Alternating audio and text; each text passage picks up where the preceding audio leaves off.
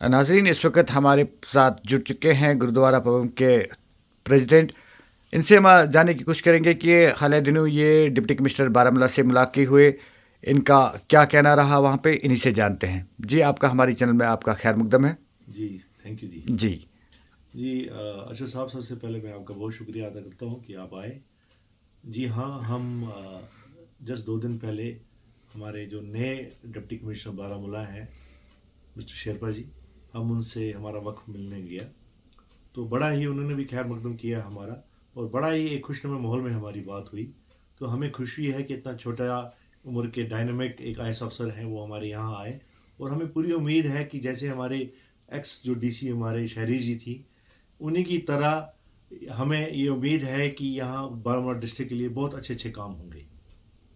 जी, तो ये बताइए कि जो मसले मसाइल आपने कल डिप्टी कमिश्नर बारामूला के सामने रखे, उनमें से कौन कौन से वो मसले हैं जो आपने वहाँ पे रखे हैं? देखिए, हमारे एक दो मसले थे जो मैं अभी कम्युनिटी लेवल पर भी जो हमारे बच्चे बात करते हैं।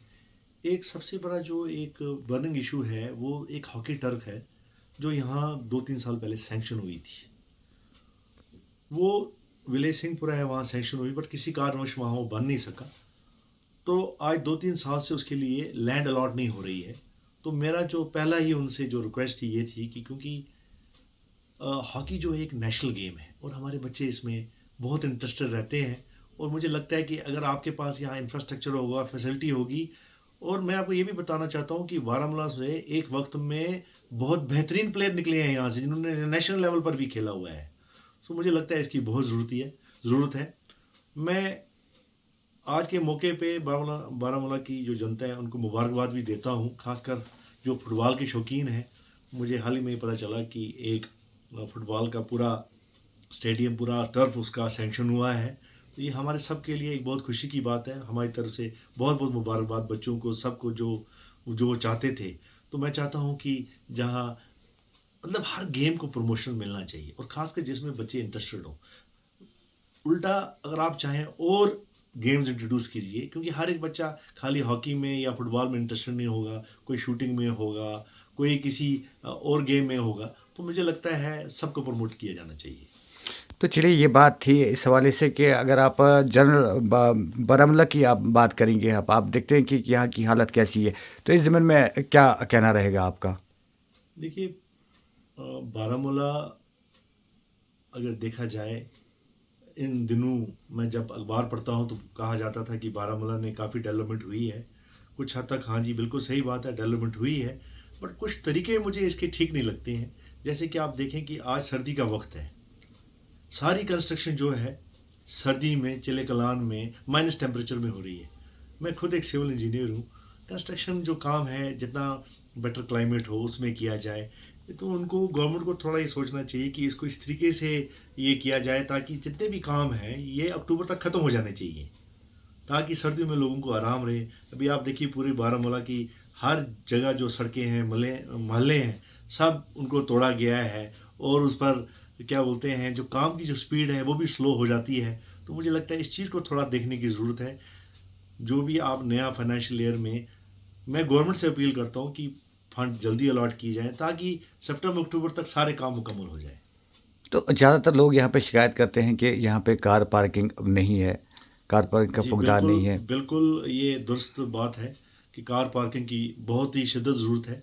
तो मुझे लगता है जैसे श्रीनगर में एक ऑटोमेटेड कार पार्किंग उन्होंने अलॉट की है, अगर डिस्ट्रिक्ट बारामूला में भी की जाए तो अच्छी बात है। देखिए, अगर डाटाज आप पिछले कुछ दिनों के या पिछले सालों के आप देखें, जो गाड़ियाँ थी वो अब इंसानों से ज़्यादा हो गई हैं।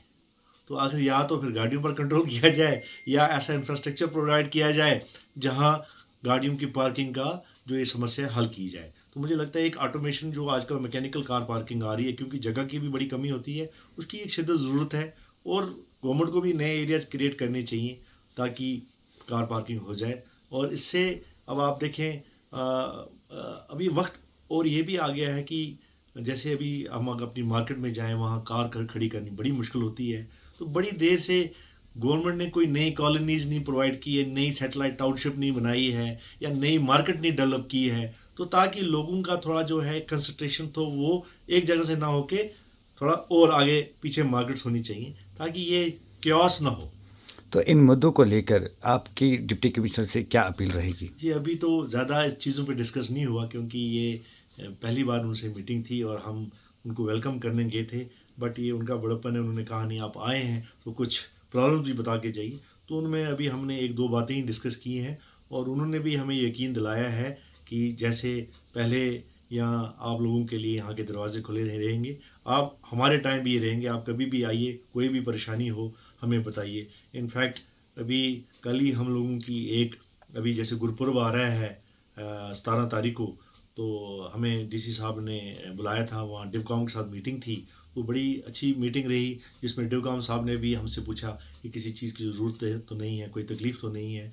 मैं आपको ये भी बताना चाहता हूँ आपके माध्यम से कि हमेशा एडमिनिस्ट्रेशन इस चीज़ में जब भी कोई ऐसा मेजर फंक्शन आता है तो हम एडमिनिस्ट्रेशन हमेशा शाना बिशाना हमारे साथ रहती है।